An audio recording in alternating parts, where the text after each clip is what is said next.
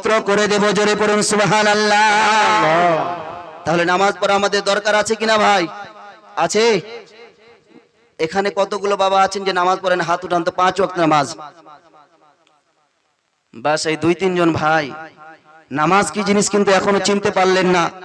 প্রায় 82 জায়গার উদ্দে আল্লাহ রাব্বুল আলামিন বলেছেন ওয়াকিমুস সালাত ওয়াকিমুস সালাত, তোমরা নামাজ কায়েম করো। আর আজকে আমরা নামাজ থেকে দূরে। মুআজ্জাজ সামিন ইকরাম, নামাজ থেকে আজকে আমরা অনেক দূরে। কিন্তু নামাজ আমাদেরকে আপনাকে আমাকে নামাজ পড়তে হবে। হে মুসলমান, হযরতে ইব্রাহিম বিন আদম এবার যেন মনে মনে চিন্তা করেন, না আমাকে এই জায়গাতে থাকলে হবে না, আমাকে জঙ্গলের দিকে যেতে হবে। আর একদিন যেন আপনার হযরতে ইব্রাহিম বিন আদম এবার যেন নিজের রাজার মধ্যে, নিজের এলাকার মধ্যে ঢোল দিয়ে দিলেন যে আমার এলাকাতে যতগুলো মানুষ রয়েছে তাড়াতাড়ি করে এখানে চলে এসো, আমি নিজের বাদশাহিয়ত ছেড়ে দিয়ে আমি অন্য এলাকার মধ্যে চলে যাব। জোরে পড়ুন সুবহানাল্লাহ। সুবহানাল্লাহ। মুআজ্জাজ সামিন ইকরাম বাংলা 2টা ছন্দ গজল পছন্দ করেন তো? বলবো। ভয় করি না জাহান্নামে,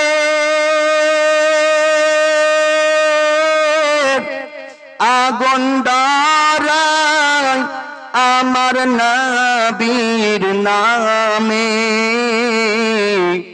আগুন হবে ফুল আল্লাহর নূরের তৈরি গো আমার মুহাম্মদ রাসূল। জোরে পড়ুন সুবহানাল্লাহ। শুধু আপনাদেরকে আমি নিয়ে আসছি কিন্তু আপনারা চলে যাচ্ছেন। বর্তমান সময়েরও কিছু ফোন নিয়ে গজল শোনাবো আপনাদেরকে ছন্দ। ফোন ফোন ফোন ফোন করে মানুষ আছে ফোনে ডুবে, জানি না মন কাকে কখন সাজাবে সে সাজে। জোরে পড়ুন সুবহানাল্লাহ। আজকে এই ফোন নিয়ে আমরা মেতে রয়েছি। কবি নিজের ছন্দের মধ্যে সুন্দরভাবে বলতে আছেন, ফোন ফোন ফোন করে মানুষ আছে ফোনে ডুবে, জানি না মন কাকে কখন সাজাবে সে সাজে। রাতের ঘুমকে হারাম করে চ্যাটিং করে যায়, অবৈধ সম্পর্কে যুবক লিপ্ত হয়ে যায়। অবৈধ সম্পর্কে লিপ্ত হচ্ছে কিনা? রাত্রি 12টা আপনার দুর্গাপুর থেকে জীবনী করে বাড়ি চলে আসছিলাম, দেখছি অনেকগুলো ছেলে বসে বসে ফোনে হ্যালো, কেউ হয়তো ল্যাপের তলে শুয়ে শুয়ে বলছে হ্যালো। অবৈধ সম্পর্কে শুধু আজকে ব্যস্ত। এই জন্য নিজের ভাষাতে কবি বলছেন, রাতের ঘুমকে হারাম করে চ্যাটিং করে যায়, অবৈধ সম্পর্কে যুবক লিপ্ত হয়ে যায়। ইবাদত লাগে না ভালো, লাগে না মন কাজে, জানি না মন কাকে কখন সাজাবে সে সাজে, জানি না মন কাকে কখন সাজাবে সে সাজে। সাজানো গুজানো কত সুখেরই সংসার, সাজানো গুজানো কত সুখেরই সংসার, ফোনেরই কারণে আজ হলো যে চরকার। লজ্জা শরম উঠে গেছে দেখো সব সমাজে, জানি না মন কাকে কখন সাজাবে সে সাজে, জানি না মন কাকে কখন সাজাবে সে সাজে, জানি না মন কাকে কখন সাজাবে সে সাজে। ফোন ফোন ফোন করে মানুষ আছে ফোনে ডুবে, জানি না মন কাকে কখন সাজাবে সে সাজে। আজকে এত সংসার, আপনার স্বামী গিয়েছে বিদেশে, কোথায়? আপনার ব্যবসা করার জন্য। স্ত্রী এইদিকে আজকে পরক্রিয়াতে ব্যস্ত, পরক্রিয়াতে অন্য যুবকের সঙ্গে কথা বলতে ব্যস্ত। আপনার ভরি ভরি আজকে খবরের মধ্যে শোনা যায় যে আজকে উম্মুক মহিলা 2 ছেলের মা উম্মুক ছেলের সঙ্গে চলে গিয়েছে। হে মা বোনেরা, আপনাদেরকে আমি বলতে চাই একটি মাসলা আপনাদেরকে আজকে বলে যাব, যেটা মাসলা আমাকে জিজ্ঞাসা করা হয়েছিল এক জায়গাতে। সেই মাসলাটা আজকে আপনাদেরকে বলে যাব যে আপনারা নাইটি পরে না মা বোনেরা? এখানে পরে কিনা ভাই? নাইটি পরে। এই নাইটি পরা জায়েজ না হারাম? এই নাইটি পরাও আজকে বলে যাব, শুনবেন তো? শুনবেন? একবার হাত উঠিয়ে বলেন তো ইয়া রাসূলুল্লাহ।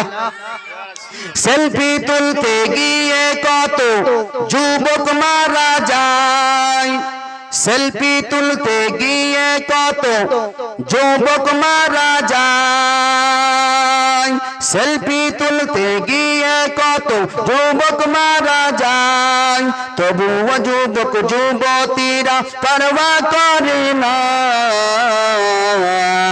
ভাইরাল হওয়ার রিংটোন তাহার মনে শুধু বাজে, জানি না মন কাকে কখন সাজাবে সে সাজে।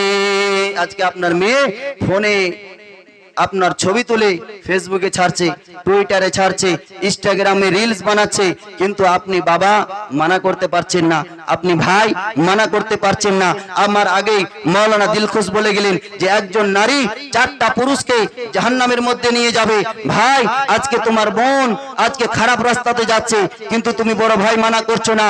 এই 4 জন পুরুষের মধ্যে একটা বড় ভাই, যে বড় ভাইকে সঙ্গে করে নিয়ে ওই মহিলাটা জাহান্নামের মধ্যে যাবে। একবার চিন্তা করে দেখুন যে ওই তাদের মধ্যে আপনি আছেন কিনা, তাদের মধ্যে আপনি রয়েছেন কিনা, এই জিনিসটা একবার মনের মধ্যে চিন্তা করে দেখুন। একবার দরুদ পড়ুন আল্লাহুম্মা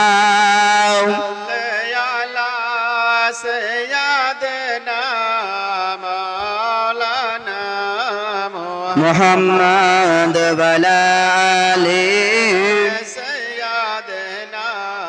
ওয়ালা আলি সাইয়্যিদিনা মাওলানা মুহাম্মদ সাল্লাল্লাহু তাআলা আলাইহি ওয়াসাল্লাম। হযরত ইব্রাহিম বিন আদম মনে মনে চিন্তা করতে থাকেন, এবার নিজের রাজত্বকে ছেড়ে দিয়ে মা একটু বাইরে চলে যান, বাইরে গিয়ে একটু চুপিয়ে নিয়ে আসুন। আপনার হযরতে ইব্রাহিম বিন আদম মনে মনে চিন্তা করতে থাকেন, এবার আমাকে নিজের রাজত্বকে ছেড়ে দেওয়ার পরে চলে যেতে হবে আমাকে জঙ্গলের মধ্যে যাওয়ার পরে। এবার যারা জঙ্গলের মধ্যে যাওয়ার পরে সেই জায়গাতে যাওয়ার পরে আমাকে যেন আল্লাহর ধ্যানে মগ্ন হয়ে যেতে হবে, আল্লাহ আল্লাহ করতে থাকতে হবে। হযরত ইব্রাহিম বিন আদম নিজের রাজা যেন আপনার দাঁড়িয়ে রয়েছেন। গ্রামের মানুষকে ডাকার পরে একটা যুবককে যেন আপনার নিজের রাজত্বকে সঁপে দিল। নিজের রাজত্বকে বাবা সঁপে দেওয়ার পরে আপনার যেন বাড়ি থেকে বেরিয়ে গেল। জঙ্গলের মধ্যে যাওয়ার পরে হযরত ইব্রাহিম বিন আদম যেন আল্লাহ আল্লাহ করেন, আল্লাহ আল্লাহ করেন, আর নবীর ভালোবাসায় জিক্র আজকার করতে থাকেন। বাবা জিক্র আজকার করতে করতে যেন আপনার সেই জায়গাতে যেন নিজের জিন্দগিকে অতিবাহিত করতে আরম্ভ করে দেয়। একদাই যেন ওই গ্রামের কিছু মানুষ ওই রাস্তা দ্বারা দিয়ে যেন হেঁটে চলে যায়, আর রাস্তা দ্বারা দিয়ে হেঁটে চলে যায়। হযরত ইব্রাহিম বিন আদম যেন আপনার বলেন, আপনার ডাকার পরে তাদেরকে বলে আমাকে কি চিনতে পারো না? হযরত ইব্রাহিম বিন আদমের দাড়িগুলো বাবা বড় বড় হয়ে গিয়েছিল, চুলগুলো বড় বড় হয়ে গিয়েছিল, লিবাসটা যেন আপনার ফেটে গিয়েছিল। হযরত ইব্রাহিম বিন আদমকে বলে না না আপনাকে চিনতে পারি না গো, ও বাবা আপনাকে চিনতে পারি না। হযরত ইব্রাহিম বিন আদম বলেন তোমাদের গ্রামের মধ্যে আমি যেন একবার রাজা ছিলাম, আমার নাম হলো ইব্রাহিম বিন আদম। জোরে পড়ুন সুবহানাল্লাহ।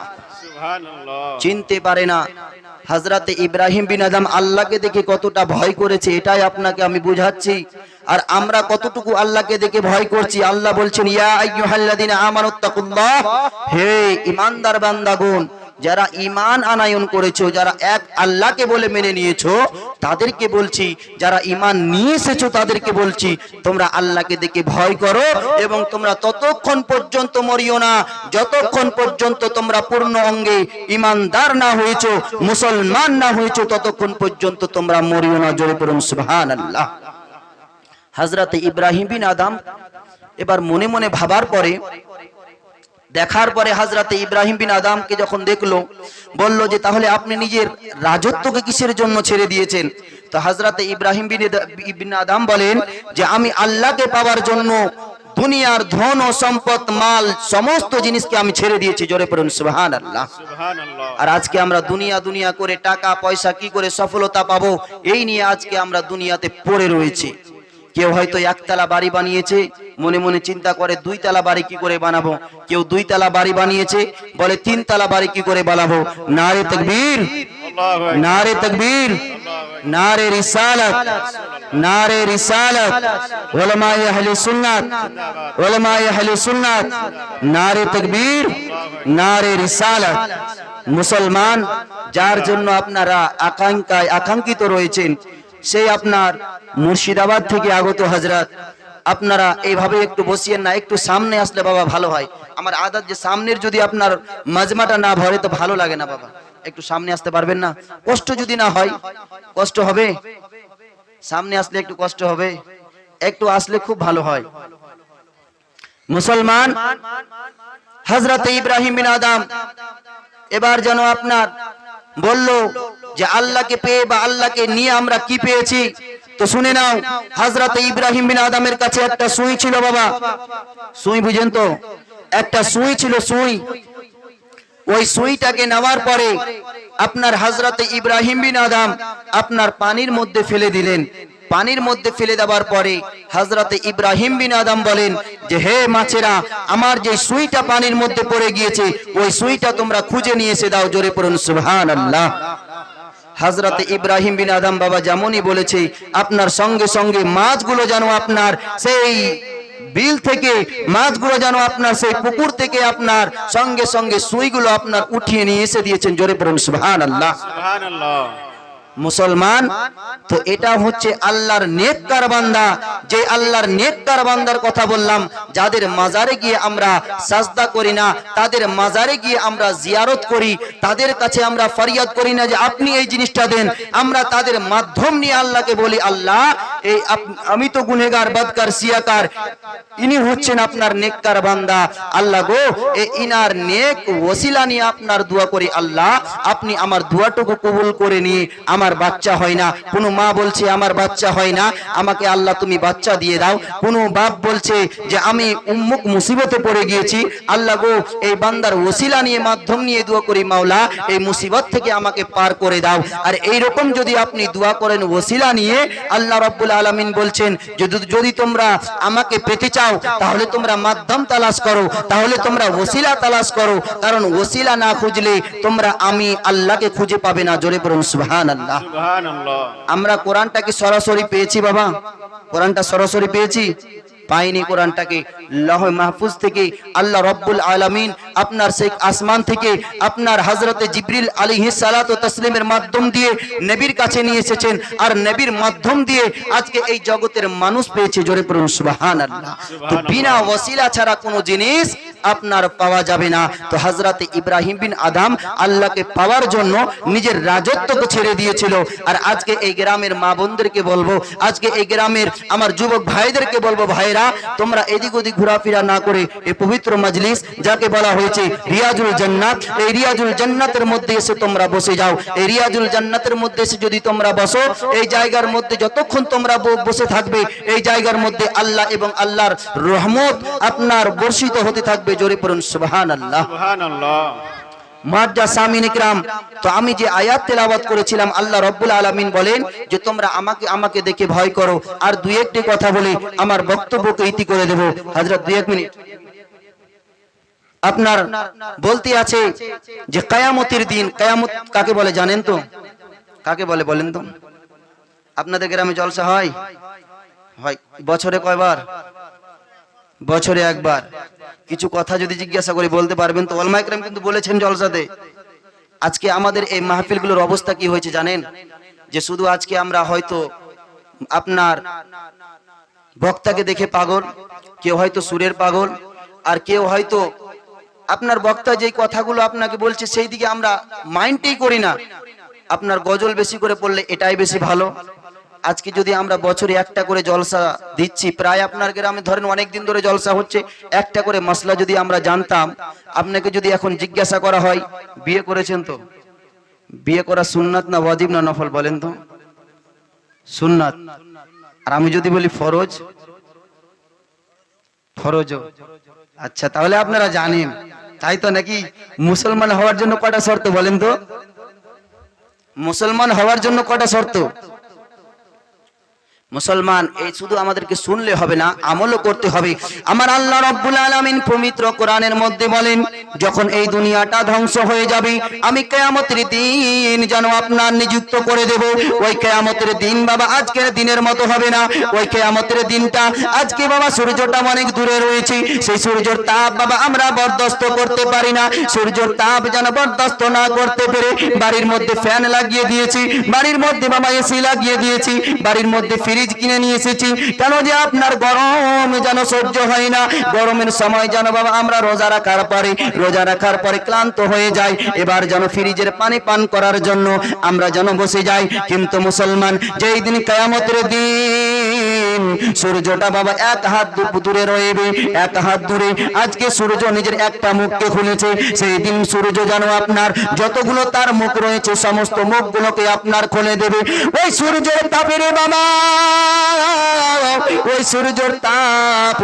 সূর্যের তাপের যেন আপনার জমিনটা যেন আপনার তামা হয়ে যাবে, আসমানটা তামা হয়ে যাবে। এই মুসলমান, সেই দিন আমরা গরম যেন সহ্য করতে পারবো না। আজকে ফ্যান লাগিয়ে দিয়েছি, সেই দিন ফ্যানের ব্যবস্থা নাই। আজকে বাড়িতে এসি লাগিয়ে দিয়েছি, আর আপনার কিয়ামতের দিনে এসির ব্যবস্থা নাই। সেই দিন যখন আমরা নিজের ঘামগুলো আপনার চুয়ে চুয়ে মাথা থেকে আপনার বয়ে যাবে, যার যতটা গুনাহ হবে কাউরির হাঁটু পর্যন্ত, কাউরির বুক পর্যন্ত, কাউরির মাথা পর্যন্ত বাবা। আর আপনার গ্রামের মধ্যে দেখেন, যখন আপনি সাঁতার কাটেন, কেউ যেন নিজের ঘামগুলোতে বাবা সাঁতার কাটতে থাকবে। বরদাস্ত করতে পারবো না, আমরা বরদাস্ত করতে পারবো না। যখন আমরা বরদাস্ত করতে না পেরে একটা আগুন যখন শটে, আপনাদেরকে আমি সারছি, একটা আগুন আমাদের দিকে যখন আপনার আসবে, সেই আগুনটাকে আমরা বলবো যে আমরা দুনিয়ার মধ্যে নামাজ পড়েছি, নামাজের ওসিলা দিচ্ছি, দূরে চলে যাও। আমরা রোজা রেখেছি, রোজার ওসিলাতে দোয়া করছি, সেই আগুনটাকে বলবে। কিন্তু আপনার সেই আগুনটা যেন আপনার দূরে যাবে না, ওইটাই আপনার জাহান্নামের আগুনটা যেন আমাদের আরো সন্নিকটে আসতে থাকবে। বাবা আনোয়ারুল বায়ান কিতাবের নাম, কিতাবের মধ্যে লিখছে, কিতাবের রাইটার আপনার লিখতে আছে যে আপনার ওই আগুনটা যখন আমাদের কাছে আসবে, ওই আগুনের তাপ যখন আমরা বরদাস্ত না করতে পারবো, ওই কিতাব আপনার ওই আগুনের তাপকে বরদাস্ত না করতে পেরে আল্লাহর কাছে দোয়া করব, মাওলা গো ওই আগুনের তাপকে আমরা আর বরদাস্ত করতে পারি না, মাওলা ওই আগুনের তাপকে একটু আপনি দূরে সরিয়ে দেন, ওই আগুনের তাপটাকে একটু দূরে সরিয়ে দেন। যখন আমরা হাও মাও করে বাবা কান্না করব, ওই কিয়ামতের দিনে আমাদের দুই চোখ দিয়ে যখন ঝরঝর করে পানি বয়ে যাবে, আমরা যখন আপনার অশান্তিতে পড়ে যাব, সেই সময় আমার বিশ্ব নবী নিজের সাজদাকে, নিজের মাথাকে সাজদায় নত করে দিবেন, নিজের কপালখানাকে জমিনের মধ্যে রেখে দিয়ে আমার নবী আল্লাহর কাছে দোয়া করতে থাকবেন, মাওলা গো আমার গুনাহগার উম্মত গুলো ওই আগুনটাকে বরদাস্ত করতে পারে না গো মাওলা, আপনার কাছে দোয়া করি মাওলা ওই আগুনটাকে দূরে সরিয়ে দাও। আমার আল্লাহ রাব্বুল আলামিন জিবরিল ফেরেশতাকে বলবে, জিবরিল ফেরেশতা যাও যাও, দেরি করো না জিবরিল, এই এক পেয়ালা পানি নিয়ে যাও, এক পেয়ালা পানি নিয়ে যাও। এই পানিটাকে নিয়ে যাবার পরে, আবার এই পানিটাকে নিয়ে যাবার পরে ওই আগুনের দিকে ছুঁড়ে মেরে দেবে, ওই আগুনের দিকে মেরে দেবে। হযরত জিবরিল আলাইহিস সালাম যখন বাবা আপনার ওই পানিটা নিয়ে আসার পরে আমার বিশ্ব নবীকে দেবেন, আমার বিশ্ব নবী যখন আগুনের দিকে আপনার পানিটা ছুঁড়ে মারবে, ওই আগুনটা যেন আপনার চরচর করে আপনার পিছনে যাবে। জোরে পড়েন সুবহানাল্লাহ, সুবহানাল্লাহ। আমার নবী জিজ্ঞাসা করবেন, মাওলা আমার উম্মত গুলো নামাজের ওসিলা দিল, আপনার বড় দিনের সময় আপনার সূর্যের তাপে রোজা রেখেছে, রোজার ওসিলা দিল, কিন্তু সূর্যটা আপনার সেই আগুনটা দূরে গেল না গো মাওলা, এই পানিটা কোথাকার পানি গো মাওলা, যে এই সূর্যটা আপনার এই আগুনটা তাড়াতাড়ি করে দূরে চলে গেল। আমার আল্লাহ রাব্বুল আলামিন বলবেন, ইয়া রাসূলুল্লাহ, ইয়া হাবিবাল্লাহ, নবী গো এই আগুনটা কই, এই পানিটা এইখান ওইখানকার নয়, দুনিয়ার কোনো পানি নয়, আবু জামজামের পানি নয়, দুনিয়ার কোনো নলকূপের পানি নয়, দুনিয়ার কোনো আপনার পুকুরের পানি নয়, দুনিয়ার কোনো সমুদ্রের পানি নয় গো নবী। ইয়া রাসূলুল্লাহ, ইয়া হাবিবাল্লাহ, নবী গো আপনার উম্মতিরা রাত্রির অন্ধকারে একটা মুসাল্লা বিছিয়ে দেওয়ার পরে আমি আল্লাহর ভয়ে যখন রাত্রিবেলায় তাহাজ্জুদ নামাজের জন্য দাঁড়িয়ে গিয়েছি, গুনাহ করেছে, গুনাহ থেকে তওবা করার পরে জিনার গুনাহ করেছি, চুরির গুনাহ করেছে, ডাকাতির গুনাহ করেছে গো নবী, ওই গুনাহগুলো করার পরে গো নবী আপনার উম্মতিরা ওই মুসাল্লাতে ওই মুসাল্লাতে নিজের মাথাকে নত করে দিয়ে ঝরঝর করে কান্না করেছে গো নবী। আমার জিবরিল ফেরেশতা দ্বারা দিয়ে ওই পানিগুলো যেন আমি রেখে দিয়েছিলাম। ইয়া রাসূলুল্লাহ, ওই পানিটা আজকে আপনাকে ওই আগুনের দিকে যেন ছুঁড়ে মারলেন, ওই আগুনটা যেন আপনার সস্বর করে আপনার পিছনে চলে গেল। জোরে পড়ুন সুবহানাল্লাহ। তাহলে বোঝা গেল মুসলমান, যদি আমরা নামাজের মধ্যে কান্না করি তাহলে আমরা কি করব? এই কান্না বা এই পানিটা বিফলে যাবে না, এই পানিটা আমাদের কাল কিয়ামতের দিক নিয়ে আপনার কাজে লাগবে। জোরে পড়ুন সুবহানাল্লাহ। তাহলে আমাদের নামাজ পড়া দরকার তো? নামাজ পড়বেন? বলেন ইনশাআল্লাহ। নামাজ পড়বেন তো? দেখেন বাবা, নামাজ ছাড়া কোনো গতি নাই। বক্তা এসে উপস্থিত হয়ে গিয়েছে, আর এই আধা ঘন্টার মধ্যে ব্যাটারি চার্জ হয় না। ব্যাটারি চার্জ করতে গেলেই আপনার আধা ঘন্টা লেগে যায়। 3 ঘন্টা 4 ঘন্টা যখন জীবনী করি তখনই একটু ভালো বুঝাতে পারি। এই কয়েক মিনিট সময়ে আপনাদেরকে ভালোভাবে আমি বুঝাতে পারলাম না। কিন্তু মুসলমান ইনশাআল্লাহুল আজিজ, কোনোদিন যদি আপনাদের এই দায়ারে মুস্তাফাতে আপনাদের ওলামায়ে কিরামগণের মুহাব্বত, আপনাদের ভালোবাসা যদি পাই, ইনশাআল্লাহুল আজিজ যখন এই ফকির মাওলানা মঈনুল ইসলাম আশরাফিকে ডাকবেন, ইনশাআল্লাহুল আজিজ সব সবাই আপনারা আমাকে পেয়ে নেবেন ইনশাআল্লাহুল আজিজ। তো যেই কথাটা বাবা আমি বললাম যে মা বোনেরা আপনার কি পড়তে পারে কিনা, কি বললাম বলেন? নাইটি পড়তে পারে কিনা? কিতাবের মধ্যে বলা হয়েছে পড়তে পারবে। আপনারা আজকে দেখবেন যে কাপড় পরে যখন আপনার বাড়ির লোক বা আপনার বাড়ির স্ত্রী যখন, বাড়ির মেয়ে যখন কাপড় পরে, যদি পিঠ ঢাকতে যায় পেট দেখা যায়, পেট ঢাকতে গেলে পিঠ দেখা যায়। একটা কথা আছে আমাদের বাদিয়া ভাষায়, আমি কিন্তু বাবা বাদিয়া কথা বুঝতে পারছেন তো? আমার ভাষা বুঝতে পারছেন? আমাদের ভাষা কিন্তু একটু আলাদা। বলা হয়েছে কিসি দেশ কা গালি তো কিসি দেশ কা বলি, বুঝতে পারলেন তো? তো পেট ঢাকতে গেলে পিঠ দেখা যায়, পিঠ ঢাকতে গেলে পেট দেখা যায়। মুসলমান, তো কাপড় যখন আপনি পরবেন, তো কাপড় পরতে গেলে কিন্তু আপনার কাপড়টা এইটুকু আসবে। আর আজকালকার মা বোনেরা ব্লাউজ পরবে কোথায় থেকে? এখান থেকে। লজ্জার কথা নয়, আজকে আপনাকে শিক্ষার কথা আমি বলে যাচ্ছি। মুসলমান, ব্লাউজ পরলেও আপনাকে মা বোনদেরকে এই পর্যন্ত পড়তে হবে। মুসলমান, আজ পর্যন্ত কোন স্টেজে যাবার পরে হাসি মজাকের কথা কোনো আজকে আমি বলিনি। আর ইনশাআল্লাহুল আজিজ আল্লাহর কাছে দোয়া করি কোনোদিন যেন স্টেজে গিয়ে এই মতো কোনো কথা আমাকে যেন বলতে না হয়। মুসলমান, তো এই নাইটি যখন আপনি পরবেন খেয়াল রাখতে হবে যে নাইটিটা যেন আপনার হতে হয় ফুল হাত। এটা ইসলামে পরা জায়েজ রয়েছে। এবং নাইটি যদি আপনি পরেন তো এই নাইটিটা যেন আপনার জালের মতো কাপড় না হয়। আপনার কিছুদিন আগে একটা ফরক উঠেছিল, ঝিলিক ফরক, শুনেছিলেন তো?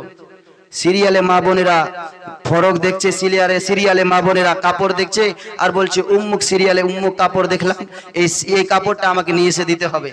বাবারাকে বলে কিনা? আপনাদের এদিকে বলে না মনে হয়, আমাদের দিকের কথা বলছি। এই জন্য তো কোনো কবি নিজের ভাষায় বলছেন, কি করে বলি মা বোন না বলে তো উপায় নাই, কি করে বলি মা বোন না বলে তো উপায় নাই। সংসার ধর্ম শেষ করিল, সংসার ধর্ম শেষ করিল এক স্টারি জলসায়, কি করে বলি মা বোন না বলে তো উপায় নাই। 7টার ইশারা আজান হয়ে যাচ্ছে, তাও আপনার চলছে সিরিয়াল। ছোট্ট একটা মেয়ে বাড়িতে আছে, মেয়েকে বলছে তুমি পড়তে বসো, আমি দেখছি সিরিয়াল। তো সেই মেয়েকে পড়তে বসে বাবা, মা বলে ও মামুনি পড়তে এবার বসো না। মেয়ে এবার বলছে চুপ করো মা, দেখছি এখন বোঝে না, সে বোঝে না। আরে লেখা পড়া না করিলে, আরে লেখা পড়া না করিলে এভাবে কি চলা যায়, কি করে বলি মা বোন না বলে তো উপায় নাই। সংসার ধর্ম শেষ করিল এক স্টারি জলসায়, কি করে বলি মা বোন না বলে তো উপায় নাই। তো নাইটি যখন আপনি পরবেন এখান থেকে নিয়ে এই পায়ের এই নিচ পর্যন্ত আপনাকে পড়তে হবে। এই জন্য যে আপনার মাথা থেকে নিয়ে পা পর্যন্ত মা বোনদের হচ্ছে পর্দা। এমনকি বলা হয়েছে কিতাবের মধ্যে যে মা বোনেরা এত আস্তে কথা বলবে যে তাদের কথাটাও হচ্ছে তাদের জন্য পর্দা। জোরে পড়ুন সুবহানাল্লাহ। আর আপনার ঘরের আমাদের দিকে মহিলারা, আপনার স্বামী যদি বলে মাঠ থেকে আসার পরে যে হে, আপনার যখন বাইরে থেকে আসলো, মাঠ থেকে হাল বুঝেন তো, হাল বেয়ে যখন আসলো, জমি থেকে হাল বার আসার পরে এবার বলছে যে হে বিউটির মা, এক গ্লাস পানি ঢেলে দাও। তো বলছে ওইখানে কলসি, তুমি ঢেলে খাও। আসতে নয় আবার জোরে, যেন পুরো গ্রামের মানুষ শুনতে পায়।